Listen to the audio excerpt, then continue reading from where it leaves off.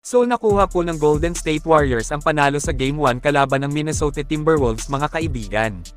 Naagaw nila ang hawak na home court advantage ng Wolves sa series na ito. Na kahit hindi na nakabalik si Steph Curry sa second half ay nagawa pa rin nilang manalo sa Minnesota. Kaya naman iba po talaga ang Warriors kasi pinatikim agad ang Wolves ng talo sa unang laban pa lang. Sa umpisa pa lang ng game nila mga kaibigan ay napansin agad natin ang game plan ng GSW.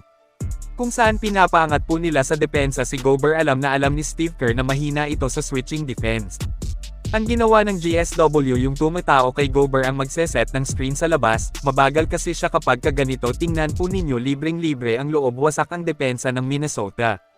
Naagaw pa nga ni Gary Payton to ang rebound sa play na ito na nagresulta sa threes ng greatest shooter. Si Gobert kasi pang ilalim lang ang laro kaya ginawang pagkain lang ng GSW ang kanyang depensa, binalik-balikan nila mismatch kasi mabagal sa labas. Hindi gaya kay Anthony Davis na nakakasabay sa pagbantay sa mga guard ng kalaban. Medyo tamad itong si Gobert dumipensa sa labas, dito tingnan nyo naka-drop depensa niya, pinagbayad tuloy siya ni Draymond na mainit ang shooting sa larong ito.